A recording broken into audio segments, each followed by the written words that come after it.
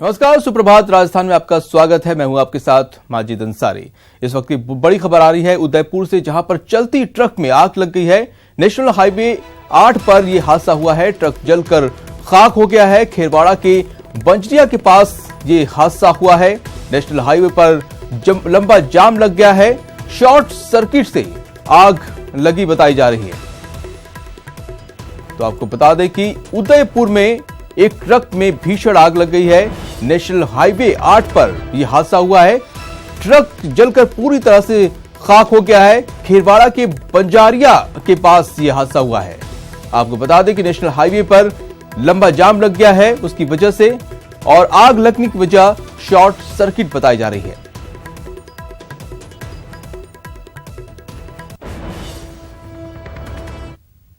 और आज विधानसभा सत्र का दूसरा दिन। सदन में आज होगा विधानसभा अध्यक्ष का निर्वाचन। सदन में आज सीएम गहलोत करेंगे प्रस्ताव। सीपी जोशी को विधानसभा अध्यक्ष के लिए प्रस्ताव करेंगे। साथ ही कांग्रेस विधायक दल की बैठक भी होगी। विधानसभा में हाल में पक्ष में लॉबी में बैठक होगी और सुबह 10 बजे यह बैठक होगी। आपको बता दें कि मुख्यमंत्री अशोक गहलोत की अध्यक्षता में यह बैठक होगी।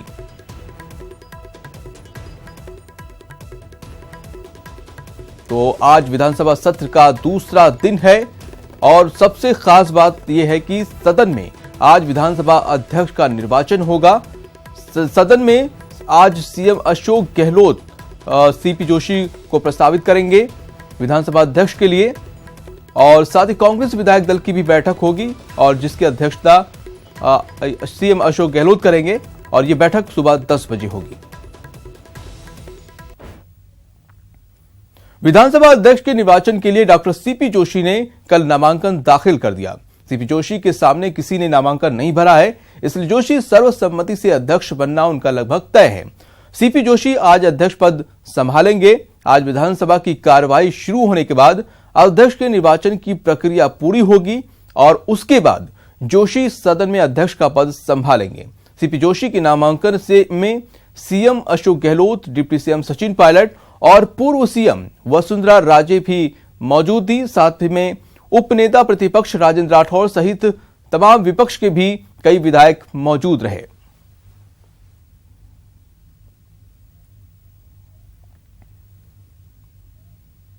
राजस्थान की 15वीं विधानसभा का पहला सत्र मंगलवार से शुरू हुआ। पहले दिन प्रोटेम स्पीकर ने विधायकों को शपथ दिलाई। देखिए रिपोर्ट।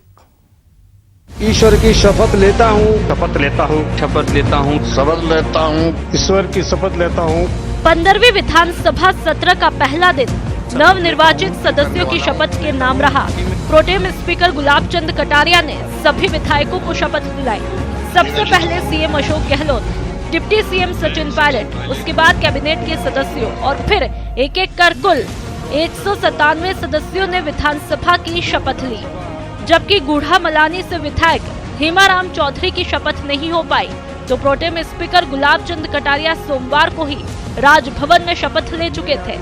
विधानसभा में ज्यादातर सदस्यों ने हिंदी भाषा में शपथ ली थी, जबकि अशोक लाहोटी, छगन राज पुरोहित, जोगेश्वर गर्ग, धर्म नारायण जोशी, मदन दिलावर, राजकुमार शर्मा, वासुदेव देवनानी, विठल शंकर अवस्थी और संदीप शर्मा ने संस्कृत में शपथ ली।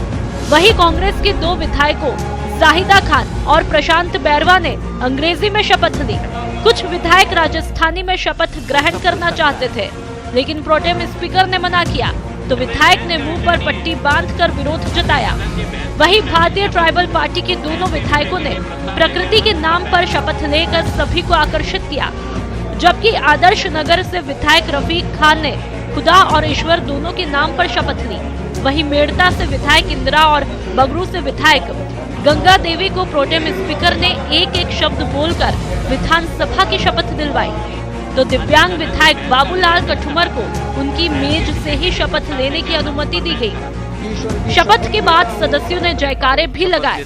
कई विधायकों ने भारत माता की जय, वंदे मातरम, जय श्री राम, जय श्री कृष्ण, जय राजस्थान और जय भीम के भी जयकारे लगाए। वहीं कुछ विधायकों ने अपने अपने क्षेत्र के जयकारे भी लगाए। इसके साथ ही नए विधानसभा अध्यक्ष के निर्वाचन की प्रक्रिया भी शुरू हुई। कांग्रेस के वरिष्ठ नेता सीपी जोशी ने विधानसभा के स्पीकर पद के लिए नामांकन भरा और बुधवार को उन्हें नया स्पीकर चुना जाएगा। वहीं 17 जनवरी को राज्यपाल अभिभाषण होगा, जिस पर 18, 21 और 23 जनवरी को वाद विवाद होगा। 19 और 20 जनवरी को अवकाश रहेगा। राज्य विधानसभा का ये सत्र हंगामेदार हो सकता है। विपक्ष जहां कर्ज माफी और बेरोजगारी भत्ते के साथ साथ मंत्री गोविंद सिंह डोटासरा के बयान के मुद्दे को जोर शोर से उठाएगी, तो वही विपक्ष का जवाब देने के लिए सीएम ने सभी मंत्रियों को पूरी तैयारी के साथ सदन में आने के निर्देश दिए हैं। जयपुर से न्यूज 18 के लिए सौरभ और गोवर्धन के साथ सुधीर और बाबूलाल की रिपोर्ट। और विधानसभा के सत्र के पहले दिन मुख्यमंत्री अशोक गहलोत ने अपनी सरकार के इरादे जाहिर किए।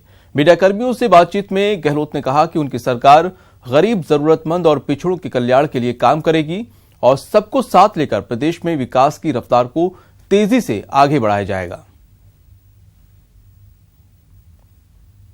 हंगामे तो इशू बेस होते हैं। अगर कोई इशू बनता वास्तव में तो उस पर कोई अपनी आवाज़ उठाता तो उसको फ्रीडम है, परंतु कई बार अनावश्यक रूप से राजनीति करने के लिए उठाते हैं तो उसमें ऐतराज होता है।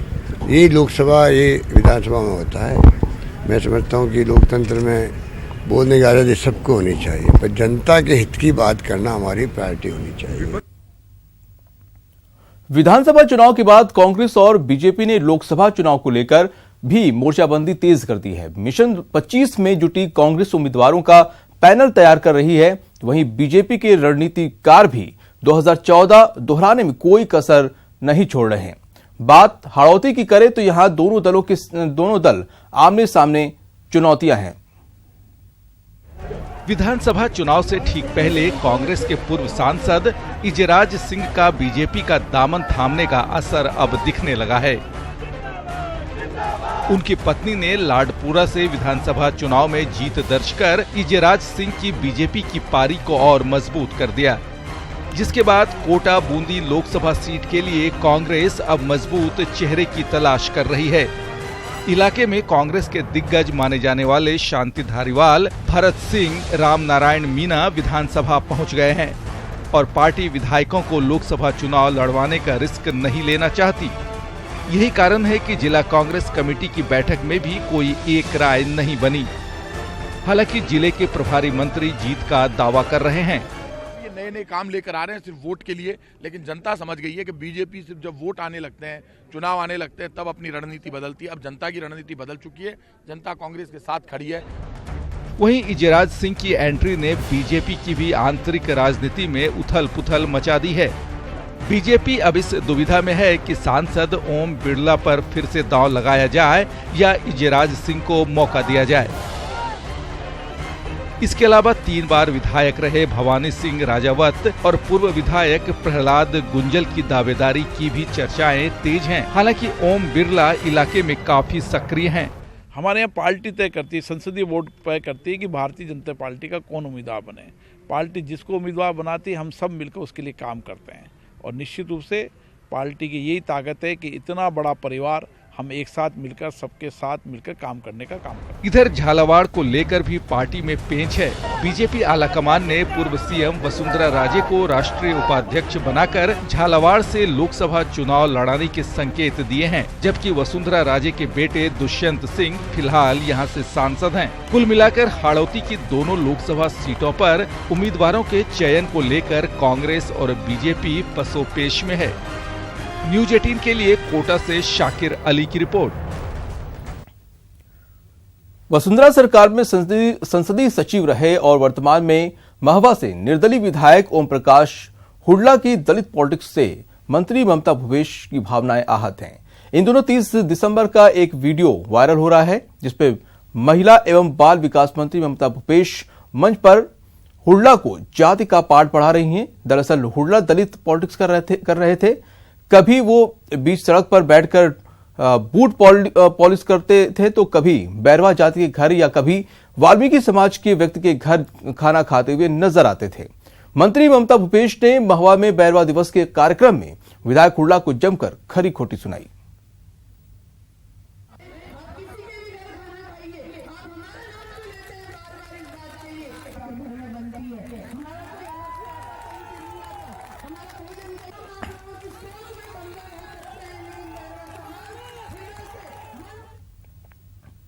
और अब बात करते हैं मौसम के मिजाज की। पहाड़ों पर हुई बर्फबारी का सीधा असर थार मरुद स्थल पर देखा जा रहा है। सूरज ने मकर राशि में भले ही प्रवेश कर लिया हो, लेकिन उत्तरी सर्द हवाओं के चलते यहां पारा जमाव बिंदु के करीब पहुंच गया है।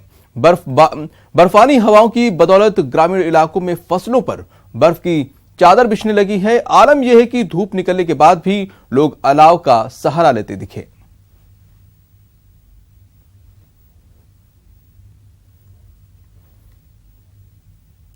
और भंवर पुष्पेंद्र हमारे सहयोगी जुड़े हुए हैं, हम उनसे जानने की कोशिश करते हैं। भंवर, ये बताइए कि अभी किस तरह की सर्दी है, किस तरह के हालात हैं? जी बिल्कुल माजिद, मैं आपको बता दूं कि जैसे ही सुबह ने आंखें खोली है तो कोहरा हल्का देखने को मिला है, जो कि दूर दराज के क्षेत्रों में है, जो खबरें आ रही हैं। और खासतौर पर अगर तापमान की हम बात करें तो पूरे प्रदेश भर में हम बात करें तो इस बार 19 साल का रिकॉर्ड मकर संक्रांति पर टूटा है, जहां फतेहपुर में सीकर फतेहपुर में -2.2 डिग्री सेल्सियस पर न्यूनतम तापमान पहुंचा है। तो वहीं अगर माउंट आबू की बात करें तो वहां 4 डिग्री सेल्सियस के आसपास तापमान पहुंच गया है। तो ऐसे में प्रदेश भर में मौसम विभाग ने आशंका जताई कि आने वाले 4 दिनों में तापमान और लुढ़क सकता है, पारा लुढ़क सकता है और प्रदेश शीतलहर की चपेट में रह सकता है। जी, और कब तक राहत मिल सकती है इस सर्दी के सितम से? जी बिल्कुल, मैं जिस तरह के आपको बता रहा हूं कि 4 दिन के लिए ये बोला गया है कि 4 दिन और लगातार शीतलहर की चपेट में प्रदेश रह सकता है। और खासतौर पर अगर हम बात करें कि लोग किस तरह से अपना इंतजाम कर रहे हैं सर्दी से बचने के, तो आप देख पाएंगे कि यहाँ भी एक जुगत लगी हुई है अलाव जलाने की, और पूरी कोशिश की जा रही है कि लकड़ियां लगा करके अलाव जलाया जाए और हाथों को सेक करके सर्दी से जो है निजात पाई जाए। ये जुगत यहाँ पर है। अभी ये चाय की थड़ी पर लोग बाग धीरे धीरे इकट्ठा होने लगे हैं और गर्म चाय की चुस्कियों के साथ सुबह की शुरुआत लोग करेंगे, लेकिन फिलहाल अलाव जलाने की ये कोशिश यहाँ पर हो रही है। और मैं आपको बता दूं कि प्रदेश में लोग गर्म कपड़ों में लिपटे हुए नजर आएंगे।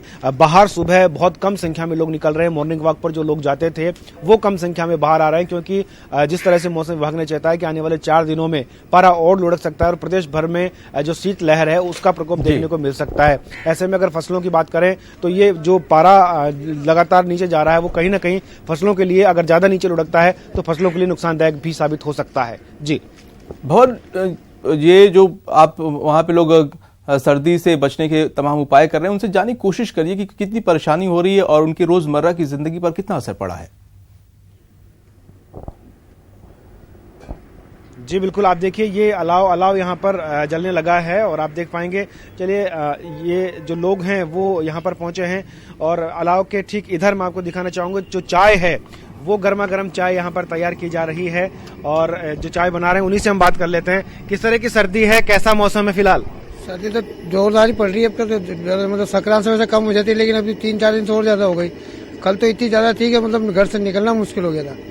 चाय की किस तरह की बिक्री चल रही है? चाय की खूब चल रही है, तो टाइम ही नहीं है बस अब शाम तक बिल्कुल ही। सुबह से ही लोग आने लगे, बैठे हैं पीछे गरम चाय की चुस्की के लिए।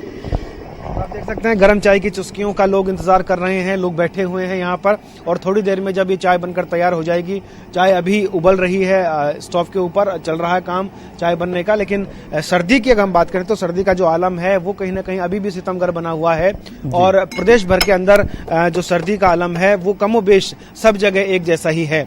खासतौर पर अगर हम उत्तरी राजस्थान की हम बात करते हैं तो वहां थोड़ा सा ज्यादा प्रकोप देखने को मिलता है। जो शेखावटी और चूरू की तरफ का जो इलाका है वहां पर ज्यादा सर्दी है और माउंट आबू की तरफ हम जाएंगे तो 4 डिग्री सेल्सियस न्यूनतम तक तापमान वहां पर चला गया है और जयपुर इससे अछूता नहीं है। हार्ड कपा देने वाली ये सर्दी 4 दिन और रह सकती है, ये मौसम विभाग का अंदेशा है। जी बहुत शुक्रिया जानकारी देने के लिए।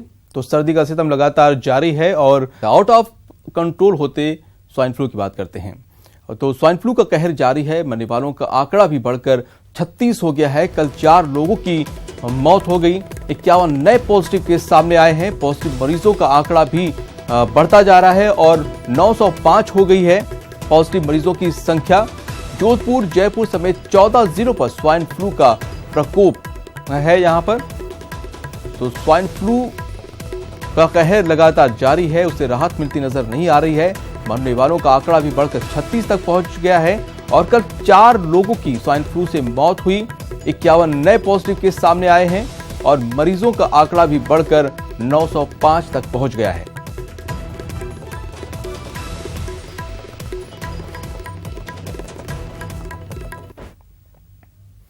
तो स्वाइन फ्लू बेहद ही खतरनाक है और इसकी अनदेखी जानलेवा साबित हो सकती है। तो आइए जान लेते हैं कि इसके लक्षण क्या हैं और क्या सावधानियां बरतनी चाहिए।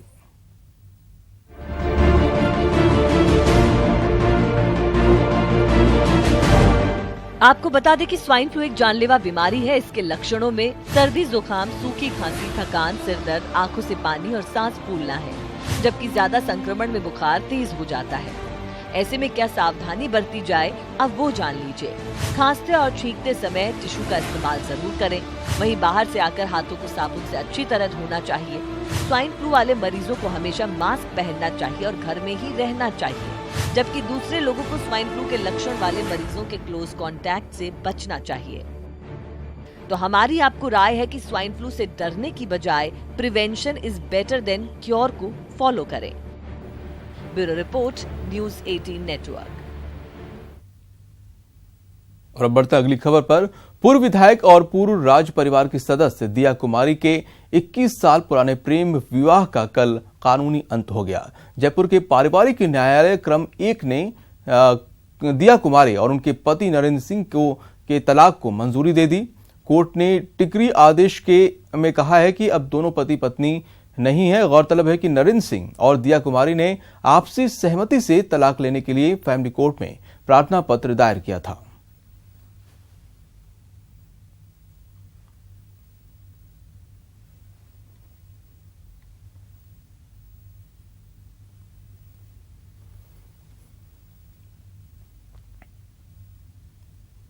तो श्रीनगर में आतंकियों से मुठभेड़ में घायल हुए सीआरपीएफ के जवान महेश मीणा शहीद हो गए हैं। शहीद महेश मीणा के पार्थिव देह कल सीकर जिले के रिंगस पहुंच गया है, जहां उनके पैतृक गांव लामपुआ में आज राजकीय सम्मान के साथ अंतिम संस्कार किया जाएगा।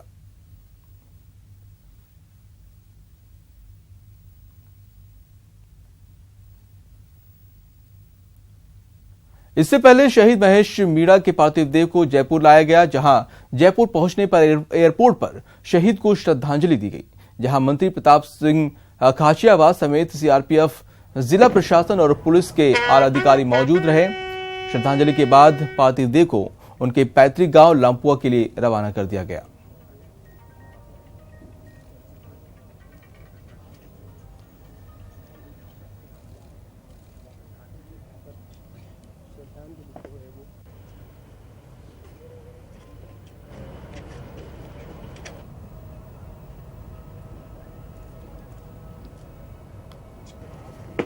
देते हैं, उनको सदियों तक याद किया जाता है। परिवार को बड़ी क्षति हुई है। मैं राज्य सरकार की तरफ से इतना कह सकता हूं, परिवार को कोई कमी नहीं आने दी जाएगी। उनके ब्रदर यहां पर मेरे पास में खड़े हैं, सीआईएसएफ में इंस्पेक्टर हैं, समझदार आदमी हैं। 5 तारीख का इंसिडेंट है, उसके बाद एम्स लेकर उनको गए। इनकी नाराजगी, उस पर भी राज्य सरकार निश्चित रूप से समीक्षा करेगी और देखेगी सारा मामला क्या हुआ। एम्स में जो इलाज हुआ उसको लेकर ये कहेंगे कि टाइम पर केयर होती और पूरा नज़र रखी जाती, आईसीयू में तुरंत लेके, तो बुखार हुई इन्फेक्शन के कारण, उसके बाद उनकी डेथ हो गई। हॉस्पिटल आने के बाद में वहाँ 2 दिन कंडीशन एकदम बहुत क्रिटिकल कंडीशन थी, लेकिन वहाँ के डॉक्टर 9 to 2 आर्मी के हैं, उन्होंने बहुत कुछ हमारा भी साथ दिया। लेकिन जितनी कोशिश थी इनको सब कुछ, उसका जो नॉर्मल बीपी वगैरह है, हाई वगैरह है, सब कुछ नॉर्मल ला दिया। तो उन्होंने बोला कि आप इनको अभी एम्स ले जा सकते। वो बोल रहे थे घर वालों को आप यहाँ बुला सकते हो, लेकिन मौसम वहाँ फ्लाइट लैंड ही नहीं होती, इतना ठंड था कि घर वाले वहाँ खुद बीमार होते, इसलिए फिर मैंने एम्स के अंदर उसको एडमिट करवाया। एम्स में ये कंडीशन थी, एम्स में हमें खुद 9:30 बजे उनको रात में 12 बजे बाद में उनको एडमिट कराया वहाँ पे। तो वहाँ पे जो नॉर्मल आईसीयू है, वहाँ एक्सीडेंट वगैरह आते हैं, रोड के ऊपर जो एक्सीडेंट थे वहाँ उनकी केयर करेगी 24 घंटे तक। उसकी वजह से उनके इंस्पेक्शन लगे, इंस्पेक्शन इतना फैला कि बार उसके बुखार आ रहे थे, केयर आ रहे थे। और बात करते हैं दवा घोटाले की। कोटा में मेडिकल कॉलेज में दवाओं का घोटाला सामने आया है, जिसमें लाखों का चूना लगने की आशंका है। देखिए रिपोर्ट।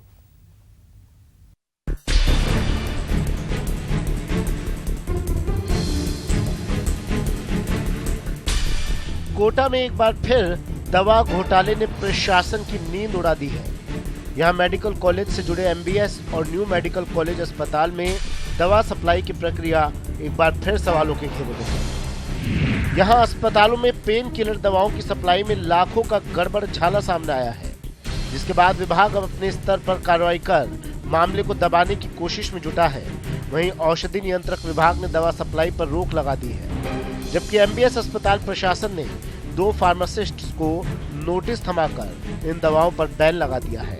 जानकारी ली गई तो बताया गया कि जो डाइक्लोफेनेक का कंपोनेंट है वो तो मानक के अनुसार ही है और मेंथॉल में कुछ परेशानी है, तो अब प्रधानाचार्य नियंत्रक महोदय के स्तर पे एक जांच समिति बिठाई गई है, देखिए वहाँ से क्या आता है। नहीं, आपने कुछ फार्मासिस्ट को नोटिस भी दिया है? नहीं, हमने तो जस्ट एक उनको ये नोटिस दिया था कि भाई आपकी जानकारी में यदि प्रकरण है तो इस क्रम में हमें सूचित करें, तो वो उन्होंने ये सूचित कर दिया था। जो मेडिकल कॉलेज में सप्लाई हुई थी वो टेंडर के अनुसार सप्लाई नहीं हुई है। टेंडर में जो उसके अंदर कंटेंट होने चाहिए उसके 90% कंटेंट कम थे, केवल 10% कंटेंट थे, जिसकी हमने जांच की। जांच में और भी कई तथ्य उजागर हुए हैं। ट्यूब के ऊपर batch number, date of expiry नहीं थी। इसके अलावा जो ट्यूब थी उसका बिल भी सही नहीं था। मामले का खुलासा होने के बाद पार्षद और आप पार्टी के मोहम्मद हुसैन पूरे घोटाले को लेकर एसीबी को शिकायत कर दी है। करोड़ों रुपए का घोटाला हुआ। इसकी जांच जब औषधि विभाग ने की तो उसमें भी सिद्ध हो गया कि घोटाला हुआ है। इसमें कई डॉक्टर्स और तकनीकी कमेटी और सप्लायर्स दोषी है। सप्लायर्स पर जो अग्रवाल फर्म है, इस पर जयपुर में भी पहले भी धोखाधड़ी के और 420 के कई मुकदमे दर्ज हैं इस तरीके से। फिलहाल विभाग द्वारा फार्मासिस्ट को नोटिस भिजवाने और जांच कमेटी बनाने का आश्वासन देकर मामला दबाने की कोशिश की जा रही है, लेकिन उम्मीद की जानी चाहिए कि पूरा मामला एसीबी में जाने के बाद जिम्मेदार पदों पर बैठे लोगों को उनके किए की सजा जरूर मिलेगी। कोटा से न्यूज़ 18 राजस्थान के लिए ओम प्रकाश मारू की रिपोर्ट। और इसी के साथ इस बुलेटिन में इतना ही। दीजिए इजाजत, नमस्कार।